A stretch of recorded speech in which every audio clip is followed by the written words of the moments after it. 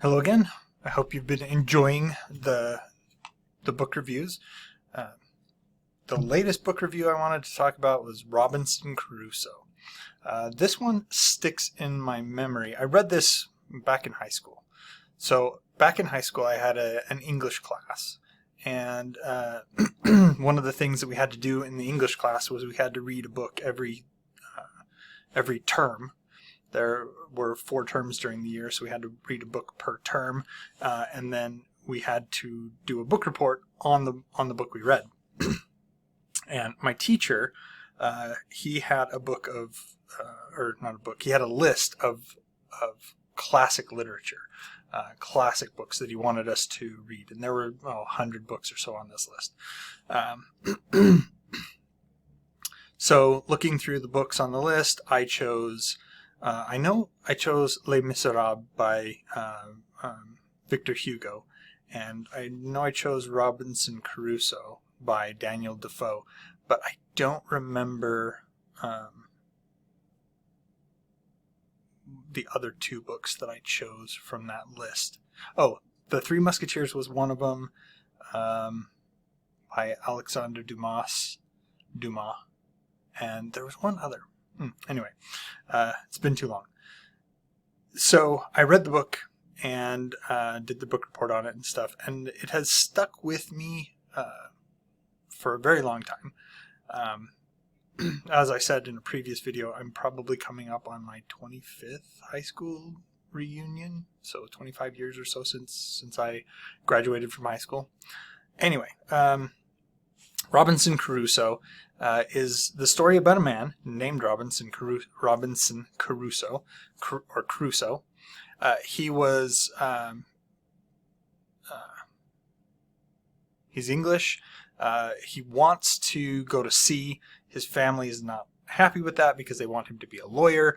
Well, he goes against his parents' wishes, gets on a boat, and goes out to sea. Well, he has a shipwreck, and he gets back to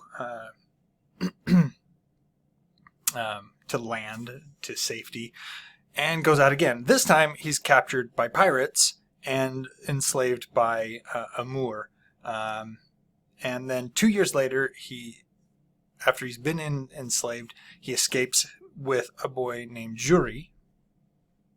Don't know, Xury. And he's rescued by a Portuguese ship, and the ship is going to Brazil. Well, now, if you were unaware, this book was written a long time ago. Let's see, the date it was published. Oh, wow. Okay, so the original title of the story is not Robinson Crusoe. The original title is The Life and Strange Surprising Adventures of Robinson Crusoe of York, Mariner, who lived in Egypt, lived 28 years, all alone in an uninhabited island on the coast of America near the mouth of the great river Orinoco, having been cast on shore by shipwreck, wherein all the men perished but himself, with an account of how he was at last strangely delivered by pirates, written by himself. Yes.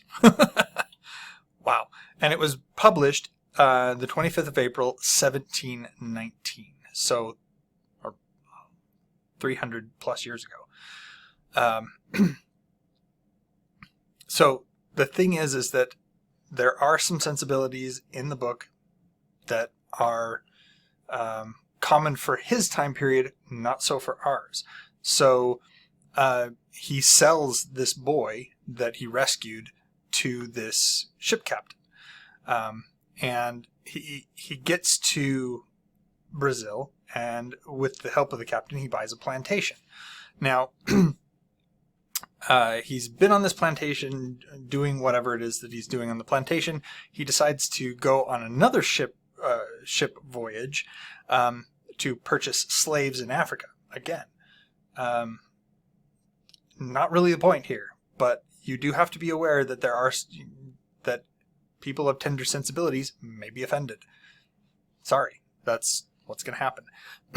Anyway, he gets in a shipwreck again. So it's like this dude cannot get in a boat without having something bad happen to him. And this is really where the story kind of picks up, because he's done all these other things. He's been shipwrecked once, been taken by pirates, sold into slavery, escaped, got a plantation, and then he goes on another sea voyage and gets shipwrecked again. And this is where, like I said, this is where he's marooned. Now, if you know anything about the story of Robinson Crusoe, you know that he was marooned on an island for several years. In fact, 28 years, according to the original title. Holy cow. What a title. Anyway, he's on this island, and he's by himself, and he has to survive. So he starts by learning how to do that, make fire, grow crops, hunt, fish, all that other stuff. He has to figure that out. And so that's what he does.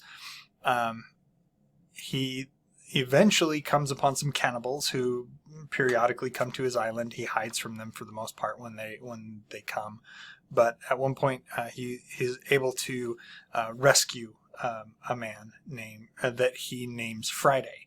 And this is where that my man Friday comes from. That being the day of the week, at least as close as Robinson Crusoe's reckoning goes, to when he met this man. Not that he doesn't have his own name, he does. Robinson Crusoe just doesn't care and calls him Friday.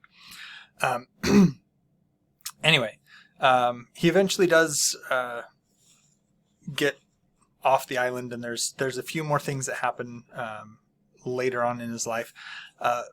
One of the things about this book is I hated it. If you are a longtime viewer of this channel, you may think, well, he only reviews books he likes. I have actually reviewed a couple books that I didn't like, and here we are at one. Like I said, this one sticks in my mind. It was so boring. It was so dull and stupid. I hated it. I slogged through it just so I could write the book report on it. But, Daniel DeFoe was writing at the time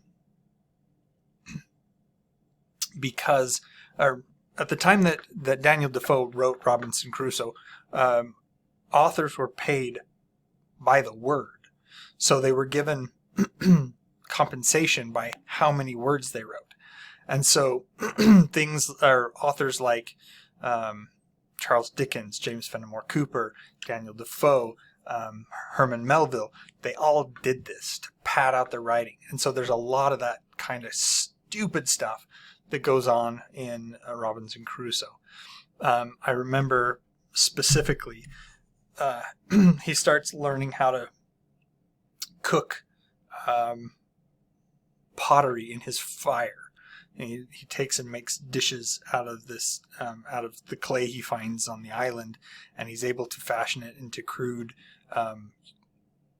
containers and things so that he can eat his food and carry water and all that other stuff. And it goes into exhausting and excruciating detail on how he did this. Seriously, it's so bad. This is a classic. Now, I'm not saying it didn't deserve to be a classic, but boy, there's a lot of crap in this book that just did not need to be there. And I gotta say that, this goes the same for a lot of the other classics that were written at that time, because like I said, the authors are paid by the word. So the more words you put in, the more you got paid. So you were incentivized to draw things out. I love the opening to A Christmas Carol by Dickens. It's Marley was dead to begin with, dead as a doornail. And then he goes on about how if he was pressed, he would probably say that a doornail was not the most dead nail, that it was actually the coffin nail that would be the most dead nail. But regardless of that, Marley was dead. So did we need to go into this monologue about which nail was more dead than another nail.